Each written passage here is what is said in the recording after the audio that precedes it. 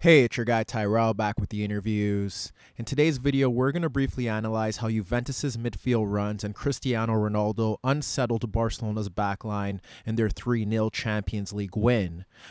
When we break down the game and we do look at the board, we have Juventus in a 3-5-2 and Barcelona started the game in a 4-2-3-1. So first, we're going to look at the board and break down how Juventus approached the game with and without the ball, and then we're going to look to some examples. Out of possession, we witnessed Morata and Ronaldo pushing to the Barcelona center backs, and in midfield, what we saw from Juventus was that they had Aaron Ramsey shifting out to Dest, and then we saw Artur and McKennie stepping out into the path of De Jong and Pjanic. That means that Cuadrado pushes out to Jordi Alba, and Alex Sandro does stick on Trincao. Whenever Messi looked to drop off deeper, it was often De Ligt applying that pressure. When Juventus dropped off into a deeper block, it was a bit similar. You had Ramsey pushing out to Dest when he would push forward, and then Alex Sandro would look to occupy Trincao. Like I said, they have a 3v2 battle up front with Danilo, Bonucci, and De Ligt.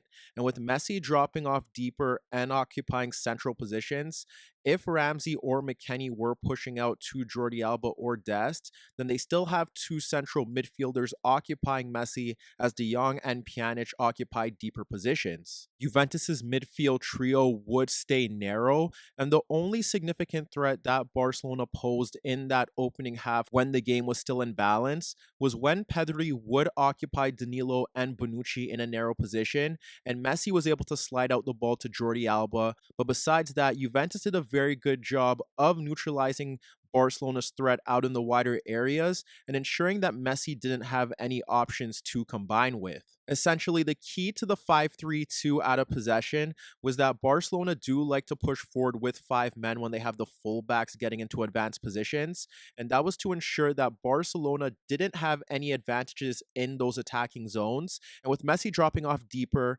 Juve could have a 5v4 around the box and then still have adequate cover in those central positions due to the fact that De Jong and Pjanic occupy deeper positions. However, from an offensive standpoint, Pirlo's 3-5-2 caused Barcelona several problems when they dropped off into two banks of 4. Koeman had Griezmann and Messi occupying Artur, so that meant that De Jong and Pjanic were tasked with McKennie and Ramsey. However, when you look at that 3-5-2, initially what you end up seeing is that Juve have a 4v2 advantage in terms of building out of the back. With Griezmann and Messi occupying Artur, that allowed Danilo and De Ligt and at times Bonucci time to push forward, and they were the deep-lying creators for Juve to ignite moves. So along with that 4v2 superiority building out of the back, with Cuadrado and Alex Sandro occupying advanced positions towards the touchline, that stretched the pitch for Juve, and that forced Pedri and Trincao to shift out into those wider areas to close down those players. If they do that, then that creates a huge gap between the Barcelona wide players and their central midfielders for McKennie and Ramsey to make forward runs. And the same thing can be applied if Danilo and De Ligt step forward. If Griezmann and Messi aren't closing them down, then that would eventually force Pedri or Trincao to step forward, and again, that creates a passing avenue for Cuadrado and Alex Sandro, and then that forces the Barcelona fullbacks to push forward, and the gap is created for Ramsey and McKennie. The other manner in which Juve were able to create that space for those midfield runs was if Ronaldo was dropping off Araujo into the path of Dest or to the right of Pjanic, and then that creates space for Ramsey to push forward. And what we saw from Morata was that he was dropping off into the gap between De Jong and Pjanic, and then that created space for either McKennie or Ramsey to push forward as one of the Barcelona midfielders did pick him up. So when we look to a few examples, we're able to highlight either Juventus pulling out the Barcelona wide player so that McKennie or Ramsey could run into space behind the fullbacks, Ronaldo and Morata dropping deeper so that Ramsey and McKennie could run beyond Pjanic and De Jong, and times where either Ramsey or McKennie pull out their marker by dropping off deeper, with Morata dropping into the gap between the two Barcelona midfielders so that Ramsey or McKennie can push forward to occupy a fullback. When we look to the first example, we have De Ligt playing a reverse ball between Pjanic and Trincao for Ramsey in a pocket of space ahead of Dest, who can't step forward due to Alex Sandro's position. We also see Cuadrado pegging back Pedri to create a gap for McKennie to charge into to occupy Jordi Alba. When Ramsey receives the ball, he takes a touch across Pjanic and Trincao and identifies McKennie's run across Jordi Alba towards the box. However, Ramsey's ball over the top was overhit as Jordi Alba was able to get across McKennie's run into the Barcelona area. Shortly after that, we witnessed Danilo on the ball at the halfway line, and McKennie checks into the ball to the left of De Jong, Cuadrado's occupying Pedri, and Morata's dropping between the Barcelona midfield duo to pull away Pjanic.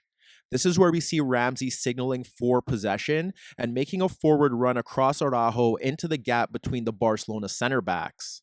However, Danilo's attempt to play in Ramsey over the top was slightly overhit, and the Juventus midfielder's first touch guided the ball out of play. If we look to another example, it's De Ligt once again stepping into Barcelona's half to slide the ball to Alexandro, which pulls out Trincao, and you could see Ramsey running off Pjanic into the Dest Araujo gap as he signals for the ball. Alexandro clips the ball over Dest, attempting to combine with Ramsey's run into left half space, but Araujo comes across to cover and shield the ball into Ter Stegen. And if we look to one final example, following Juventus easily bypassing Barcelona's high press, McKennie slides the ball across Pedri for Morata, occupying Araujo at the halfway line, and we also see Ramsey pushing forward to position himself ahead of Dest. When Morata receives the ball ahead of Araujo, you could see the Barcelona center back beginning to shift towards the left channel due to Cuadrado's run beyond Jordi Alba. Meanwhile, Ramsey continues to make a forward movement across Dest. With Araujo shifting over to the left channel to block off Cuadrado's run beyond Jordi Alba, Morata is free to turn and play a pass across a recovering Lenglet for Ramsey sprinting across Dest towards the Barcelona goal. However, Dest does well to track Ramsey's run towards the box, and he forces the Juventus midfielder to sky his effort over the net. When we focus on Ronaldo's impact briefly, it starts with the penalty that he initially won. Following Ramsey's spin away from Dest and Trincao, he picks out Cuadrado's run towards the Barca half. But look at Ronaldo's position beyond Pjanic, Dest, and Trincao down the left channel. Cuadrado chests the ball down ahead of Jordi Alba, and he has Ronaldo breaking down the left channel beyond Dest and Pjanic, while Morata is making a run ahead of Araujo, which presents a potential 2v1 opportunity down the left. When Cuadrado looks up towards his targets in Morata and Ronaldo, either Jordi Alba or Lenglet has to step to the ball to apply pressure and prevent a switch of play to the left channel.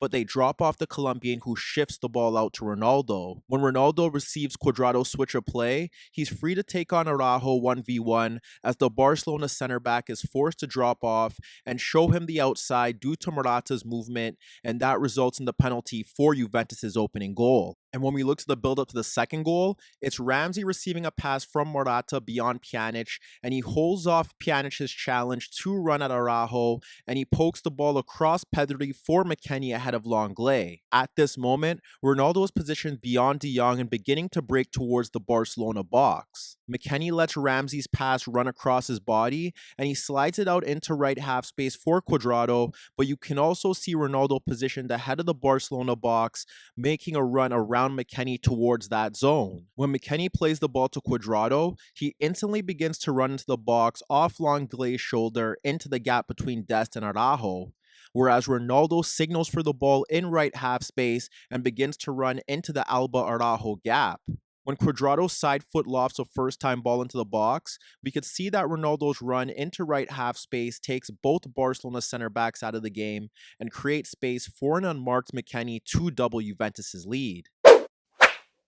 Hi everybody, thanks for watching, and subscribe here for your latest tactical analysis and daily commentary on the InnerViews show. And if that wasn't enough, don't forget you could find more organic, unfiltered soccer/football analysis on the InnerViews podcast, the best soccer/football podcast in the world, available on iTunes, Spotify, iHeartRadio, Spreaker, and any Android apps on your Android devices.